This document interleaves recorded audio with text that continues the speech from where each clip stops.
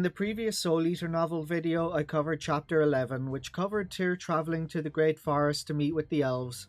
On their way, they found the Kobold village had been attacked and abandoned, and when they met the chief of the Elves, the meeting didn't go as planned and they ended up in prison. In this video, I'll be covering chapter 12. This is quite a short chapter, it's only 13 pages in Japanese, 5.5 translated. Because the author spent so much time on the Kobold village and the prison in the Elf village, he pretty much cut the entire Dwarven arc down to nothing. The whole thing is skimmed over in a flashback in one page, and the rest is just an extended scene of their return to the Elven village. As always, I'll be doing no editing on these videos covering the novels. If a picture appears in the book, I'll put it up on screen while talking about that scene, but aside from that, treat these videos on the novels as an audio experience. Chapter 12. Hope Left Behind. They hurried along the Dwarven mountain trail. Leaving the village of the Elves, they had ridden for one day, then spent another day crossing over the mountain on foot. It took 2 days total to reach the village of the Dwarves. Their party of 6 was now returning back along this same route after meeting with the chief of the Dwarves. The Burning Mirror was indeed a weapon invented by the Dwarves. The chief had told them that the Dwarves believed the blueprints for it had been stolen from their vault, but the identity of the thief was unknown. When Valeria noted that she heard a man named Kage had stolen the blueprints on General Kwanda's orders, the chief flew into a rage. The chief's eyes burned with rage as he called Kwanda an insolent bastard. He said they won't stand for their blueprints being stolen or shoddy knockoffs of their work. He told the group the Burning Mirror is a terrible weapon that can only be destroyed by a firewind cannon, and they'll get to work constructing the cannon right away to show Kwanda what happens to someone who messes with the Dwarves. With the Dwarves busy constructing the cannon to destroy the Burning Mirror, Tir was unable to obtain any immediate reinforcements. And so they hurried on their way back to the village of the Elves without a moment's pause to rest. Gremio began wheezing miserably on the trip back and asked if they could take a break. Valeria told him he can take a break as long as he doesn't mind being left behind. Tir told him to hang in there and tried to cheer Gremio on by saying they need to get back to the village of the Elves to evacuate everyone, as they don't know how long it will take for the Dwarves to construct the cannon. Victor asked if they're going to beg that old man to evacuate the Elves and commented how he didn't seem too keen on cooperating last time they spoke to him. Kirkus responded the chief may certainly be hard-headed, but everything he has done has been to protect the village.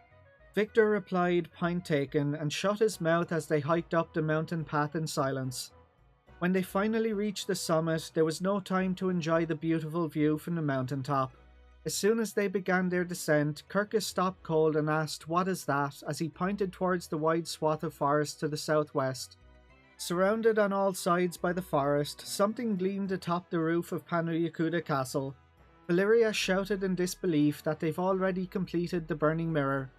The 6 of them tore down the mountain path at full speed, but even when they reached their horses at the foot of the mountain, they would still have half a day minimum to reach the village of the Elves. Tir stole a glance at the Burning Mirror. It sparkled with even more intensity than it had just moments before. There's no mistaking it, the mirror was already gathering heat. Tir wondered if they'd make it in time, and Victor responded it's autumn, so maybe it'll take the mirror longer to gather heat. Gremio pointed to the sky and told everyone to look. The sun broke through a gap in the clouds and shone upon Yakuda Castle. Receiving the light of the sun, the mirror sparkled brighter than ever. Victor groaned and commented it's getting heat from the sunlight. Kirkus screamed as a dazzling light shot out of the mirror. In an instant, the light hit the western forest, reached the village of the Elves, and the centre of the village exploded violently in a pillar of flame. The flames roared, and only later did the thunderous roar of the explosion reach their ears. To Tir, it sounded as though the very trees themselves were screaming. Kirkus mumbled, "This is crazy." The tragedy was so great it left the rest of them speechless, and all the while the flames spread across the forest. Black smoke billowed into the sky. Gazing intently at the spreading flames, Tir told Kirkus not to give up hope and that some elves may have escaped the fire. Kirkus gritted his teeth and told Tir he's right. The band of 6 galloped onwards, earnestly praying for the safety of the elves with all their hearts. Valeria's voice echoed hollowly among the trees, reduced to scorched earth as she commented how horrible this is.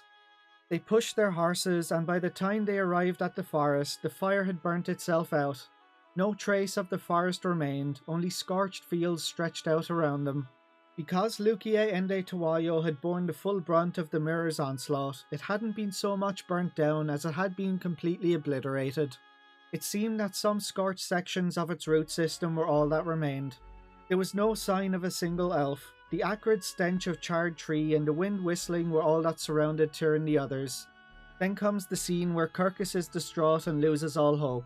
It's the exact same as the game. He was planning to give a ring to Sylvina once the war was over, but now he mourns that she'll never wear it. He drops the ring in tears, but Gremio picked it up and told him not to throw away the ring because that ring is his hope, and as long as he has hope, he can go on living. Kirkus wiped the tears away and asked if they can stay here just a little longer, as he wants to be here if any of his friends manage to escape into the forest. No one was going to refuse Kirkus's request. Listening to Kirkus's footsteps as he walked out of the burnt forest, Tir and the others surveyed the forest and the surrounding fields. The setting sun cast an orange glow over the blackened forest. Eventually, Tir and the others returned to the remains of the forest once the sun had set and rested among the great tree's roots. Kirkus was also tired from walking the forest and was resting against a fallen tree in a stupor, but it seems like no matter how long he waited, his fellow villagers were unlikely to reappear. Valeria spoke somberly, telling Kirkus it seems there are no elves nearby, and unfortunately they don't have time to wait for any elves who are far enough away to avoid the attack. Kirkus agreed and stood up. Gremio urged Kirkus not to lose hope, then turned to Tir and suggested they return to Torrent Castle. Victor grinned in response and said there's no need for that. Victor jerked his chin up, pointing to the northwest where a group of horse riders were galloping towards them, and Tir heard a voice among the riders asking him if he's unharmed. Tir leapt on his horse and raced towards the riders. As he got closer, he spotted Matthew followed by Pon, Lapont and Varkas. Matthew looked around aghast and asked Tir what in the world happened here. Tir told him all about what happened at the Kobold, Elven and Dwarven villages, as well as the Burning Mirror. Matthew looked down at the ground for a time, but then spoke to Tir in a gentle tone to reassure him that he did everything he could. Tir hung his head and responded that he didn't accomplish anything. The Elves no longer have the strength to face the Imperials, and it's up in the air whether or not the Kobolds will help. Lapont said to Tir that what happened to the Elves is truly saddening, but he doesn't have to worry about the size of their army. Tir asked what he meant, and Pon explained that right before they left the castle, Humphrey and Sanchez arrived leading a bunch of soldiers. Tir turned to look and saw that everyone had lined up on their horses without him noticing. Victor grinned happily and asked how many soldiers they brought. Varkas responded they brought about 5,500 men and met more on the way, and now they number over 6,000, which is enough to take on Quanda. Gremio interrupted and asked them how they got through the Forest of Illusion, as he thought it was impossible to pass through without a guide. Matthew responded they were stuck on the other side of the forest until 2 elves came out of the woods and offered to guide them.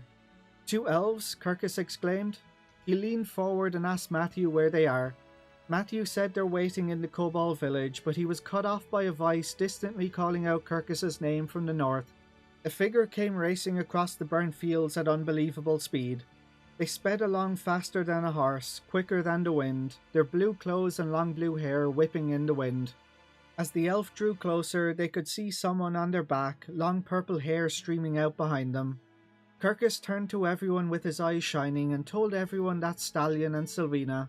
That Stallion is the fastest elf in the land, and they always used to make fun of him for only ever using his speed to run away. With tears streaming down his face, Kirkus laughed and spurred his horse forward into a gallop. When they were only a short distance away from each other, Stallion let Sylvina down off his back at the same instant that Kirkus leapt off his steed. As everyone watched, Kirkus took Sylvina's hand and slipped something into it.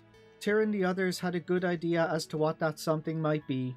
Everyone's hearts were warmed at the sight. Matthew turned to Tir and asked him what he wants to do next. For a moment, Tir couldn't answer, but it wasn't because he was uncertain, it was because he was so happy he could hardly speak. They had a glimmer of hope after all. He looked up at Matthew and said they march on Panu Yakuta. And that's the end of chapter 12. Like I said at the beginning, this chapter was quite rushed and it was mostly extended game scenes.